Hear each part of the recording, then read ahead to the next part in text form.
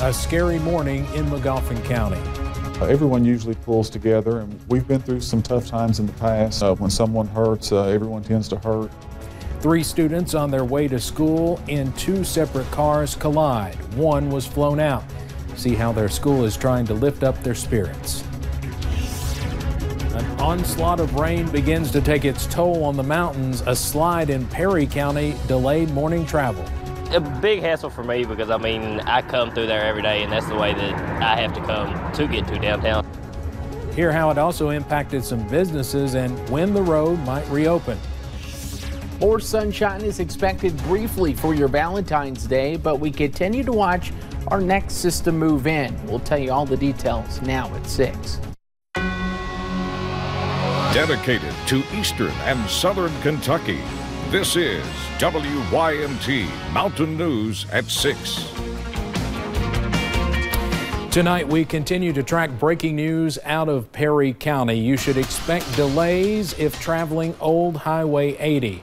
Crews say just avoid that road if possible. Now, as you can see in this live picture, firefighters have been battling the flames since about 4:30. They were unable, obviously, to save this home. Now, we did just learn a bit of good news. No one was inside that home. It's not even clear if anyone lived at the home. Of course, we have a reporter there, and we'll have more tonight at 11. It was a scary day for students and educators in Magoffin County. A 2-car crash sent 3 students to the hospital. One of them was flown out. Now the school and community is coming together to support everyone affected. WYMT's Connor James has more. This road doesn't seem dangerous now, but that was not the case early Wednesday. Deputies called it a sheet of ice. The early morning crash along Route 7 sent 3 students to the hospital. It was bad, obviously, but it could have been worse. But now the Magoffin County High School community is coming together to make sure those 3 students know they're not alone. We have worked with the art teacher and those art students to make get well cards. Students and staff wishing everyone a speedy recovery. Our students will have the freedom to just swing by the art room, whether or not they have art class or not, to write a get well wish or a message or just to sign their name. This community has been through tough times before. Everyone usually pulls together, and we've been through some tough times in the past. When someone hurts, everyone tends to hurt. But they're hopeful. They seem to be doing well. In one student's case, they're still doing some scans and some procedures. And optimistic. We're confident that they will all have a good recovery. That the students will be back in the classroom in no time. In Magoffin County, Connor James, WYMT Mountain News. As for the status of the students, we are told all 3 were awake and responsive. Their names were not released. The school resource officer says they'll be talking about driving safety with all student drivers in the coming week.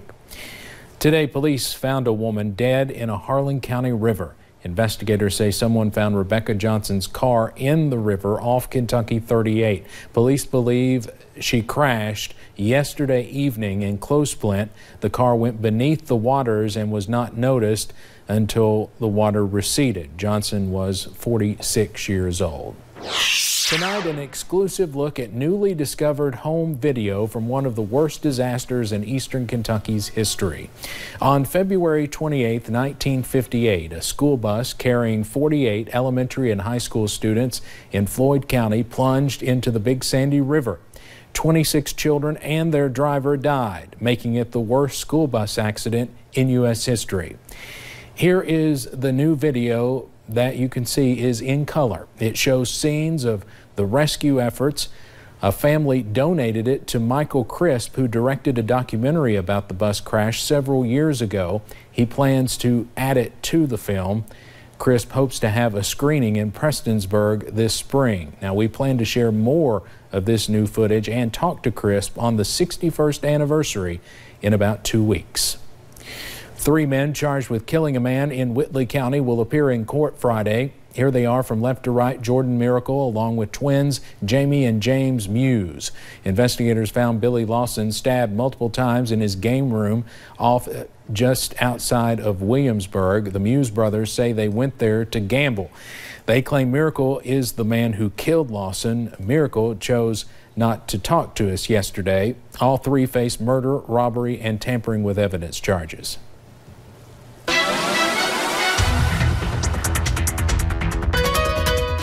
Clearing skies and colder temperatures. That's the main story for your Wednesday. And as we take a look at satellite radar, a few clouds working in from the southwest, but fair weather clouds at this time, which is great news, and no rain expected for tonight. It's 40 in Jackson, 44 in Hazard, and those 30s now showing up to the north. Winds still howling at times, anywhere from 5 to 15 miles per hour, with gusts of 20 plus still possible. Now remember, you can always get the forecast wherever you go on the WYMT weather app. You'll see by 4 o'clock we'll drop down to 34 degrees and we'll see 35 around 7 a.m. We'll have a full look at that forecast coming up, Steve, in a few short minutes. Thank you, Andrew. The rain we saw this week has certainly been wreaking havoc on eastern Kentucky. Last night, a slide happened here in Hazard, and it snarled traffic all day. WYMT's Will Puckett has more on how it affected people who work downtown and what city officials are saying about the headache. One of only the few ways into downtown Hazard was closed for almost all of Wednesday. It is a main artery for us coming through town, so we do watch this area, but we've never had anything of this magnitude come off before.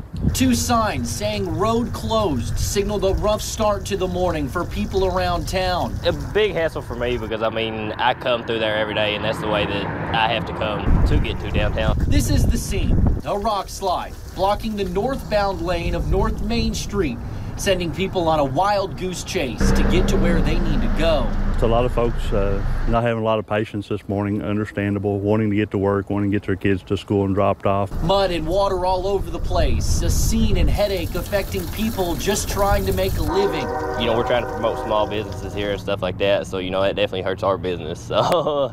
As workers meander their way to the spot with only little activity going on. People wondering, where's the cleanup crew? There should have been definitely at least something done. Leaving people late and frustrated. In Hazard, Will Puckett, WYMT Mountain News. And we're told state highway crews were late getting to North Main Street because they were busy working on another slide in the county, and at last check that roadway was still closed. Of course, we'll keep you updated. Today we called to check on the Pratt Mountain project here in Perry County. That roadway was closed last week. One section of it is basically gone, as you can see in this video. So much of it is gone, crews have struggled to begin to fix the road. Work could last weeks, if not longer. They plan to stabilize the embankment by drilling in railroad steel. Coal miners give the Harlan County Chamber of Commerce an inside look at the success of their company. JRL Coal General Manager John Quintrell says the future for coal in Harlan County and eastern Kentucky is bright. With more than 250 employees, some working for other companies partnered with JRL, workers say they have already distributed 1 million tons of coal and hope to distribute 500,000 more later this year. We would be not telling the truth if we said that there's going to be some struggles. We feel like there's a lot of opportunity. We've got some contracts that go out 3 and possibly 5 years here pretty soon. Though coal is mostly produced for power generation, Quintrell says industrial and specialty market needs will help companies like JRL survive in eastern Kentucky. This time of year, girls are looking for the dress of their dreams for prom, and with high price tags, many just can't afford to go to the dance. That's where places like God's Closet come in to help. But Garrett Weimer explains why this year they could be a few dresses short. Pastor Ken and Carol Bolin of Manchester Baptist Church started God's Closet over a decade ago to help families here in need. They've watched as their ministry has expanded, now giving out 51,000 items of clothing each year. The first week that we opened up, we had one long table and with some clothes on it, and you can see how it's grown. They also use their ministry to give out prom dresses that otherwise often come with hefty price tags.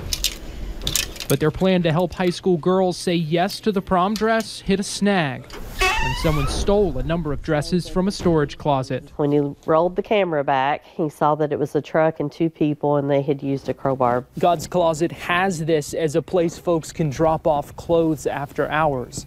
The Bolins tell me the worst part about it is if someone needed help, All they had to do was ask. They've been collecting dresses for months, getting them through donations and shopping around at thrift stores. But while the theft may slow them down, it certainly won't stop them. You know, even though it's a prom, we feel like we're just showing the love of Jesus, you know, that we can just kind of share. Thankfully, they still have most of their dresses stored at the high school, but they'll need more to make up for those lost and to make their dream of making prom special for everyone a reality. In Clay County, Garrett Weimer, WYMT Mountain News. If you're interested in donating, you can reach out to Carol at Clay County High School where she works, or on their Facebook page, Say Yes to the Prom Dress. Tonight, an update on a deadly shooting. This morning, we learned a Martin County man faces upgraded charges. A grand jury indicted Elwood Six last week on a first-degree manslaughter charge. He initially was indicted for second-degree manslaughter. We do not know the reason for the enhanced charge. Investigators say he killed Rodney Stepp in 2017. His trial is set for June 17th. Police say a man and woman stole a car at knife point yesterday. They eventually arrested Justin Collins and Lindsay Rose.